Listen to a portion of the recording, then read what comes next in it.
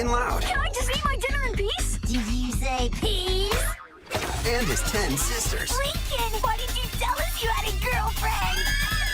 Sometimes their life gets messy. Really? Where's his diaper? I have a pooper. I found the diaper. But when it comes to family, they don't mess around. I found him! How dare you bully our brother? Only we get to do that. The Loud House, a brand new show coming in May to Nickelodeon.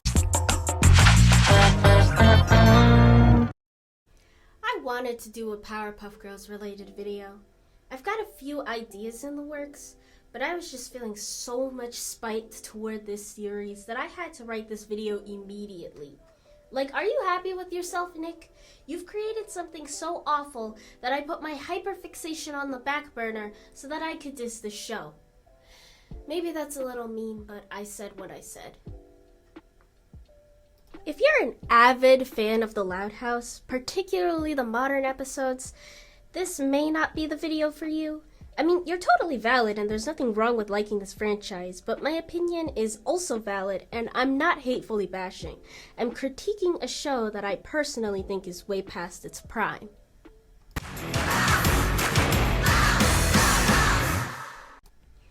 The Loud House is a 2016 animated cartoon that airs on Nickelodeon, created by, well, we'll get to him. The show features 11-year-old Lincoln Loud, who lives in a 14,000 square foot home with his 10 sisters, Lori, Lenny, Luna, Luann, Lynn, Lucy, Lana, Lola, Lisa, and Lily, along with their parents Lynn Sr. and Rita. The show is about how Lincoln deals with the trials and tribulations of living in a large household.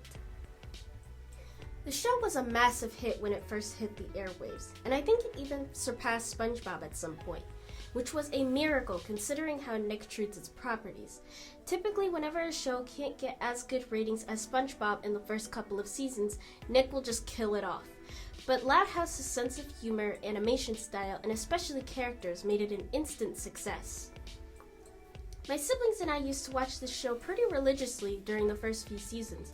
It was just so fun and charming.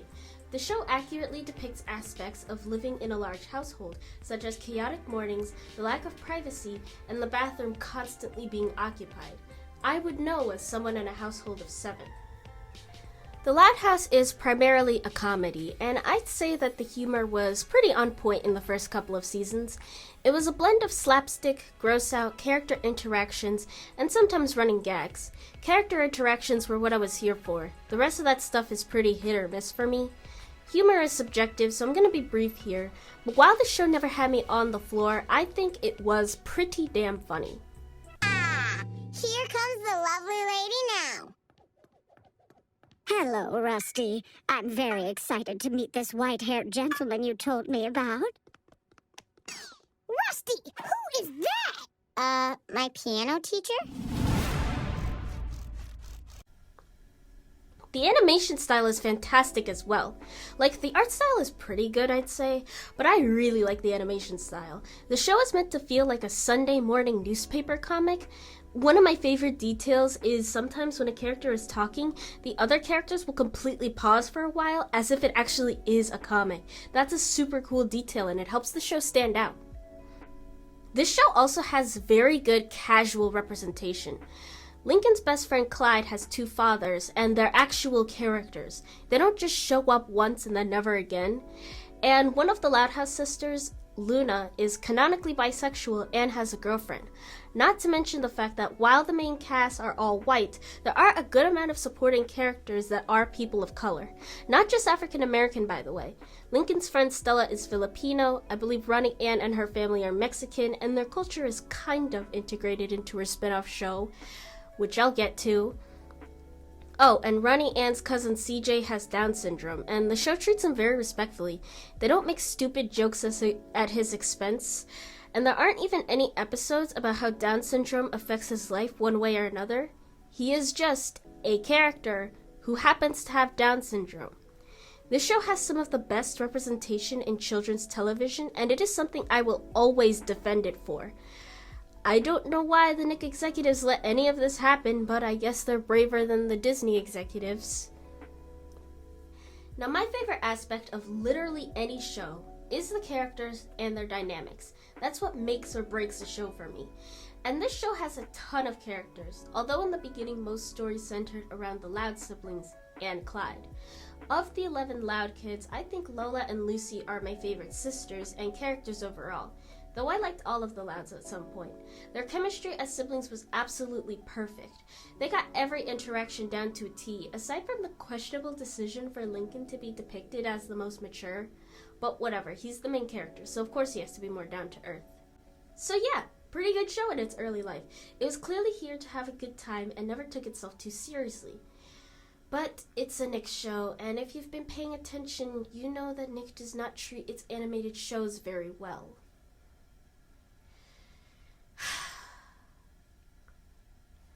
In October of 2017, the creator of the show, Chris SaviNO, was fired from Nickelodeon after allegations of sexual harassment from multiple women came out, which SaviNO more or less confessed to. I don't want to talk about it too much here, but I want to give this disclaimer that I do not want him to come back to the industry.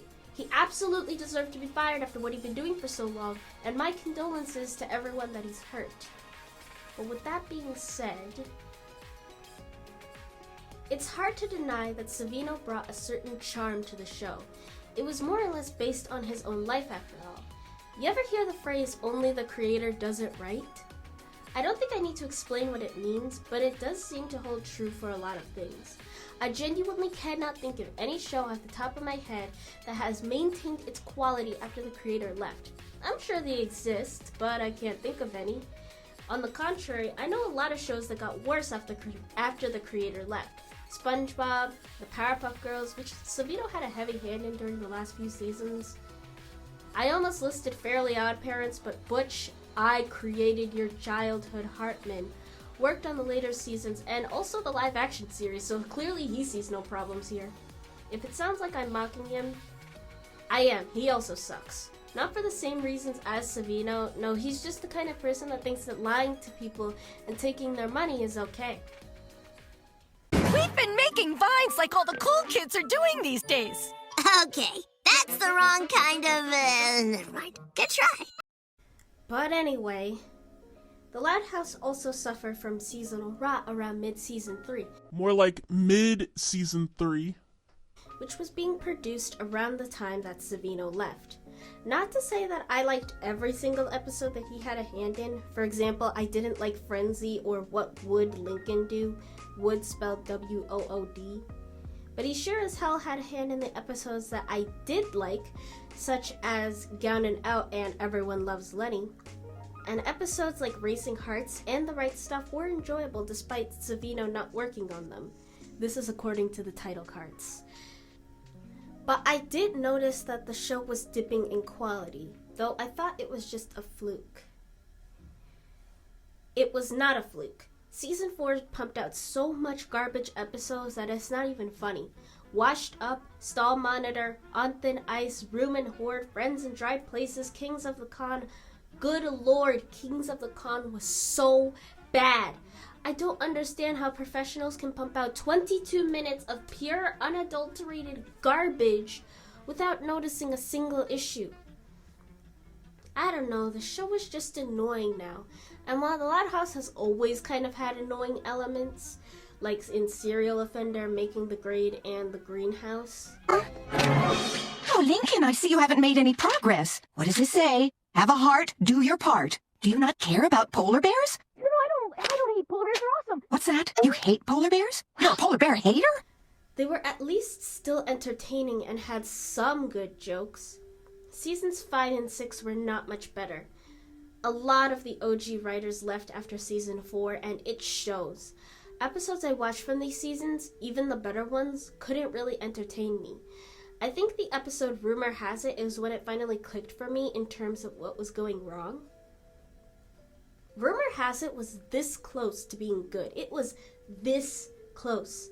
They were telling funny jokes and having a good time. I would genuinely recommend the first 5-ish minutes of that episode to my friends, but you can shut it off after that because then they just decide to shoe in a moral when it was not needed and turned a very funny episode into one of the most obnoxious things I've ever watched. After watching this episode, I wondered if maybe I was the problem or if I had just outgrown the show.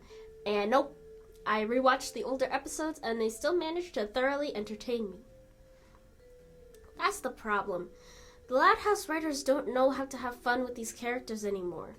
And when the writers are all out of good stories, it's a big red flag that it is time to end the show. But as long as it makes money, it's gonna stick around. Isn't that right, Mr. $13 billion franchise?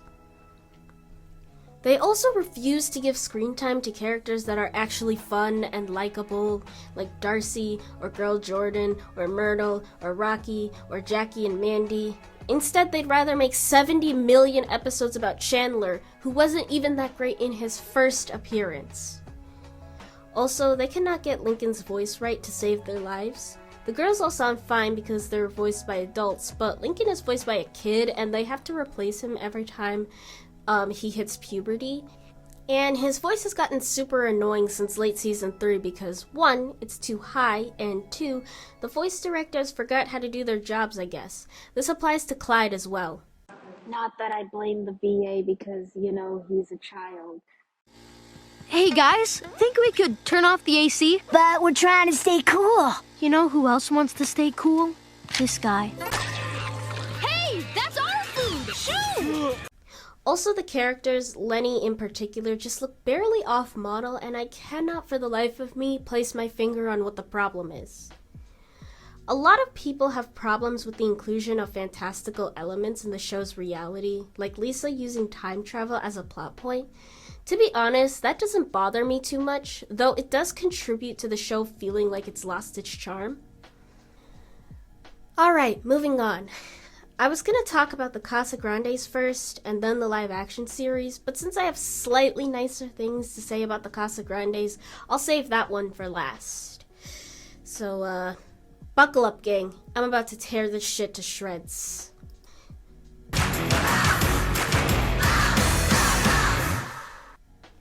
Alright, some time ago, the Loud House had a live-action Christmas movie. I've never seen it, but my siblings did, and they said it was worse than the animated Netflix movie, which I didn't even feel like giving the time of day. I don't even hate it, I just can't remember anything that happened in it. The success of the live-action movie made Nick decide that it was time to make a live-action series. Now, the reason networks love live-action so much comes down to a few things. It's far cheaper than animation. One 22-minute episode of a cartoon can cost like $350,000. I'm pretty sure my old house was less expensive than that. Meanwhile, live action shows can cost, say, $10,000, I think. This is why Cartoon Network tried to go live action in the 2000s. Also, kids tend to prefer live action because they think it's more grown than animation. I don't really know why the stigma exists, because, I see way more people dissing Nick and Disney live-action shows more than their animated cartoons, I'm just saying. Anyway, The Really Loud House, a great title, came out sometime last year, and, Okay, positives out of the way first. The set pieces, costumes, acting, it's all on point. Lenny, Luna, Lisa, Clyde, and Mr. Loud in particular are all good actors. It really feels like everyone who worked on the show loved the original run. Everyone except for the writers, that is. I have never seen such frustrating writing in my entire life. It's actually worse than what you're thinking. I have a butt pimple. It's sore to the touch. I wanted to pop it yesterday, but my sister said it wasn't ready. I can't look away. Butt pimple. I try to find some entertainment value when I'm watching a bad show. I watch Alvin and the Chipmunks because the writing is bad, but it's funny bad, and I like to laugh at shows like this because I'm mean, I guess. But it's also helpful for me as a writer to see what went wrong and improve my own writing. My stories used to have generic plots, unlikable characters, and never really had a clear trajectory. Now they aren't like that, I think. I'm not one to get angry at bad TV shows, probably because I understand how they're produced. It's a team effort between the writers, actors, directors, editors, etc. And if you hate working on group projects, then you can probably find it in your heart to sympathize with showrunners to a certain degree. But not too much sympathy because, good shows exist. This show really does feel like the writers came into the writer's room and said, what do kids find funny? Pop pimple. Okay, let's write about that. They can't get any of the characters to act the way they're supposed to. For example, Lenny is a real bitch for no discernible reason. She's supposed to be ditzy and fashionable with a heart of gold, but they make her act more like Lori or Lola. It really feels like the writers do not know these characters at all. Thought you might want a clean shirt. Just to be clear, it's my brother's. I would never wear something so offensively cheerful. Hey! Whoa! Don't worry, I'm giving you the friends and family discount. It's also trying way too hard to be funny in a way that comes off as obnoxious. But hey, that's basically what the whole franchise has amounted to these days. We came as fast as we could. We heard a little girl got seriously burned. I really thought they wouldn't have the guts to make this show gay, but there's a scene in one episode where Clyde's dads talk about how they first met, and they hold hands and look into each other's eyes. Also, a random girl at the start of the same episode says that she has a girlfriend, so I guess they get points for keeping the gay. In conclusion, the only thing this show has going for it are the aesthetics, meaning the best way to watch it is on mute. 2 out of 10. Watch the Emoji Movie instead. You're more likely to have an unironically fun time with that movie. Now let's talk about the CasaGrandes.